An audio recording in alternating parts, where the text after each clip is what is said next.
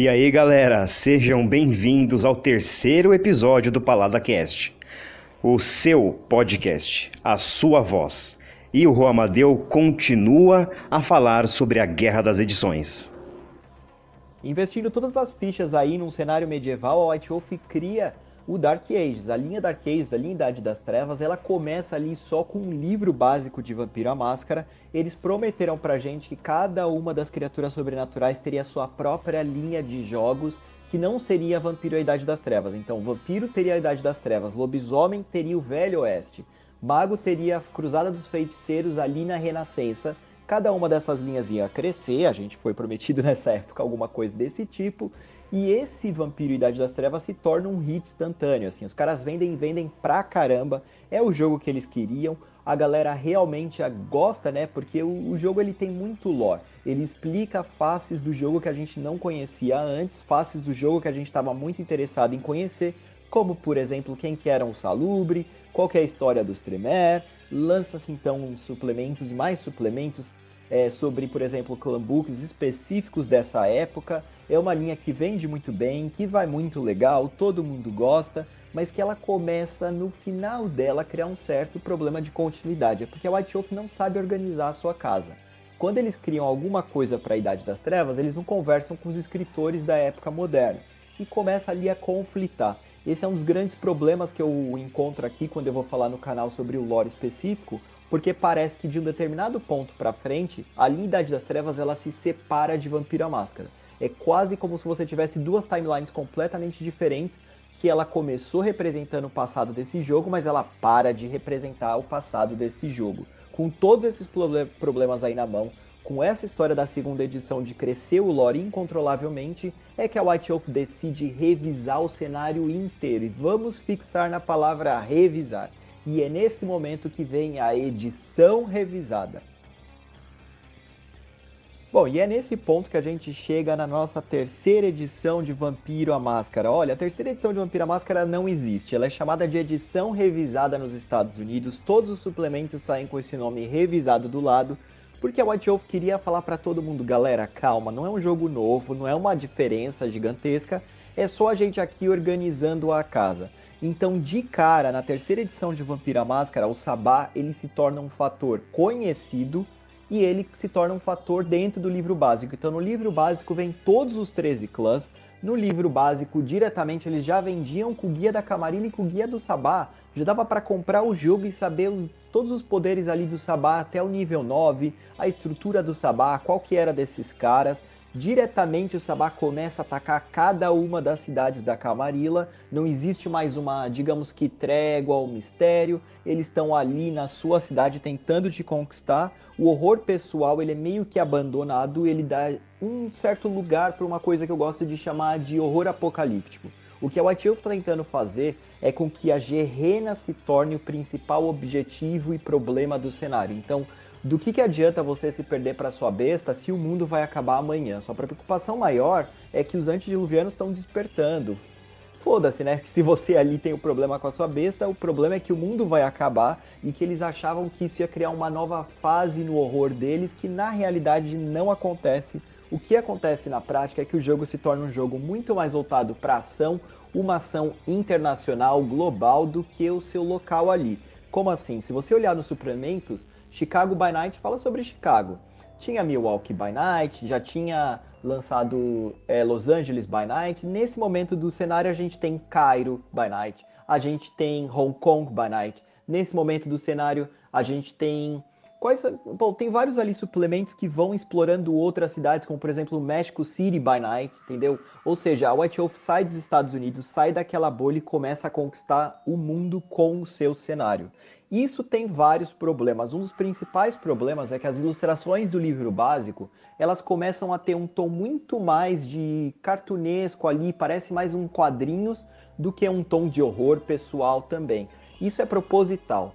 O que acontece é que a White Wolf tinha um plano de tornar Vampiro à Máscara uma cultura pop, um fenômeno cultural pop tão importante quanto Star Wars, por exemplo, tão importante quanto Tolkien, por exemplo. em que você consegue fazer com que esses personagens sejam reconhecidos e que eles comecem a vender quadrinhos. Então existe quadrinhos da terceira edição de Vampira Máscara, você vende action figures, ou seja, aquelas miniaturas, né, que são colecionáveis, existem miniaturas colecionáveis.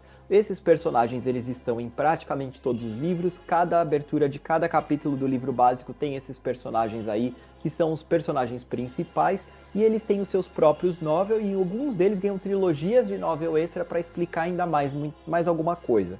São eles a Lucita, o Beckett, o Anatoly, enfim, essa galera aí, eles começam a ser repetidos incessantemente, e o que gera uma certa crítica. Porque o povo não aguenta mais ver a Lucita enfiada em tudo quanto é lugar para você explicar plot, porque é que essa mina fez tudo. É como se você esquecessem todos aqueles grandes Matusalém de Vampira Máscara e você desse o foco nessa galera aí que eles estão tentando empurrar a goela abaixo. Outro problema aí que causou é que, como você tem agora essa história de comic books, como você tem agora as ilustrações do livro muito mais suaves, digamos assim, como você tem esse tom muito mais voltado para ação e global e deixando o horror pessoal de lado, é que imediatamente a terceira edição de Vampira Máscara se torna a mais odiada nos Estados Unidos. Se você entrasse na época naqueles fóruns que a gente tinha online, olha, a gente tá falando aqui de uma época que a internet quase não existia, hein? Nessa época aí dos fóruns online, a galera virava e falava assim, cara, eu detesto a terceira edição, o que fizeram com o meu jogo? Eu vou ficar aqui com a minha segunda edição porque ela é muito melhor. Eu gosto de ter esse mistério de que são só 7 clãs, que o Sabá a gente não conhece, todas aquelas características lá que eu te falei antes. A terceira edição é detonada pela crítica, a crítica detesta esse negócio. E só existe uma explicação plausível e imaginável para você ter uma memória completamente diferente da terceira edição de Vampira Máscara. É que, na realidade, a Dragão Brasil, nessa época, que era a revista, que era o nosso meio principal de comunicação, começou a falar bem dessa edição. Falava que na segunda edição tudo era muito chato, muito sisudo, e que agora não existia mais paz para os vampiros porque o mundo estava acabando e que isso ia ser muito legal. O jogo se torna um fenômeno no Brasil, todo mundo começa a comprar. Ninguém compra a segunda edição porque todo mundo acha que a segunda edição é um livro incompleto. Todo mundo vai direto para a terceira edição de Vampira Máscara, se apaixona pelo jogo na terceira edição de Vampira Máscara, faz o seu combo lindo de Rapidez 5, começa ali a criar com suas qualidades e defeitos um personagem muito mais poderoso do que antes. Isso daí também era uma regra extra que vinha no livro do jogador, não estava no livro básico. O jogo ele toma um outro rumo, um novo público, um novo formato, e as pessoas se apaixonam por isso só no Brasil. Vários outros países também isso aconteceu, mas nos Estados Unidos a edição revisada na realidade se torna um problema gigantesco para White Wolf. Inclusive um problema que vai entrar nos seus suplementos e na venda de suplementos. A terceira edição de Vampira Máscara vende grandes suplementos como guias, então agora tudo é guia. Guia da Camarilla, guia do Sabá, guia dos anarquistas, ele tem um outro nome que é o Unbound, mas depois se você olhar a capa e tal, você vai ver exatamente esse estilo que eu tô te falando. E quando ela chega naqueles suplementos mais básicos do cenário, para ampliar mesmo conceitos do cenário, ela começa a falhar miseravelmente, assim, começa a se tornar um problema gigantesco que a crítica começa a detonar. Acontece que fora dos livros dos clãs, que ainda vendem bem, porque todo mundo gosta de ter um livro que fale, né, ali sobre o seu personagem, que aprofunde mais valores do cenário, eles começam a inserir um metaplot em tudo quanto é livro possível e imaginável, só que o metaplot é explorado de uma maneira que todo mundo detesta. Então, para entender o que está acontecendo, o metaplot é quando você, por exemplo, elimina todo um clã de Vampira Máscara. Quando você vira e fala que o clã Ravenous foi exterminado e que hoje eles são uma linhagem, só sobraram alguns. O problema é que isso não está no livro básico, não está num suplemento e que você tem que comprar 10 mil suplementos para entender. No livro básico, o Ravenous está lá como clã, mas isso já tinha acontecido, esse extermínio que eu te falei. Então não faz muito sentido. Outro grande exemplo disso, aliás, é a saída dos Gangrel da Camarilla. Primeiro que é falado que os Gangrel saíram da Camarilla, mas eles estão no capítulo da Camarilla do livro básico.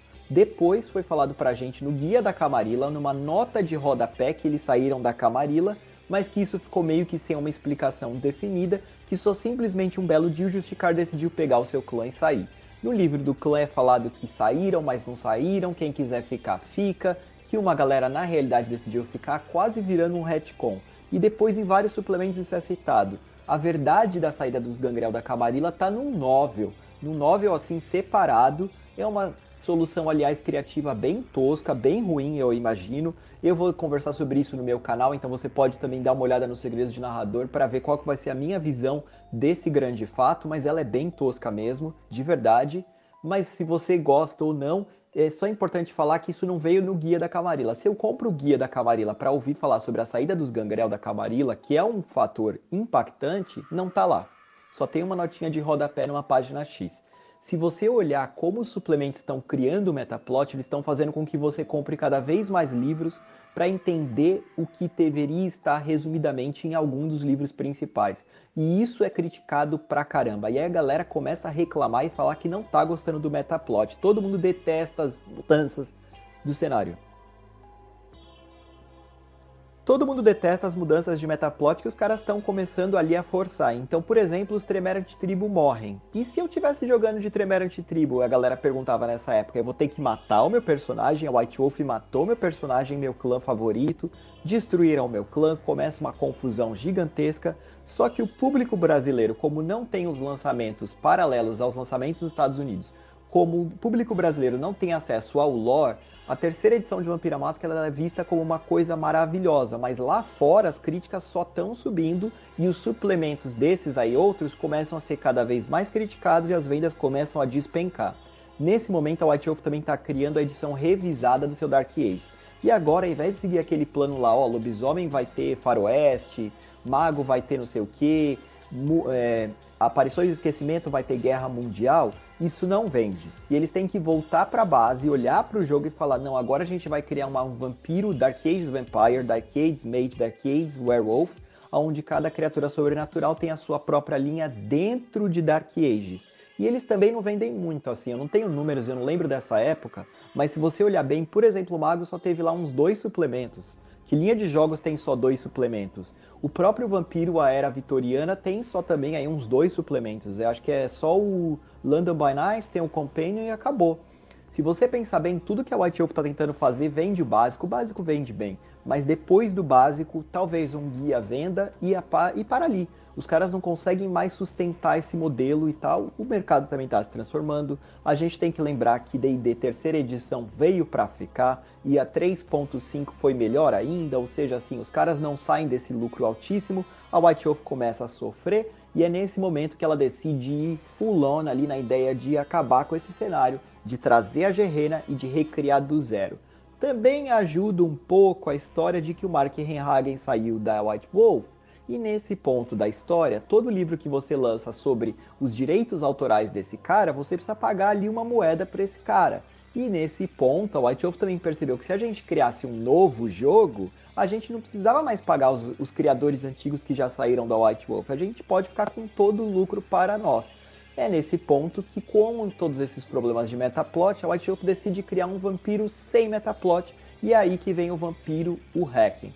O jogo vai ser ressuscitado depois de vários anos na edição de Vampira Máscara de 20 anos, em que na realidade é uma das coisas mais legais que a White Wolf já fez. Galera, vamos dar uma pausa e vamos continuar falando das Guerras das Edições no próximo episódio.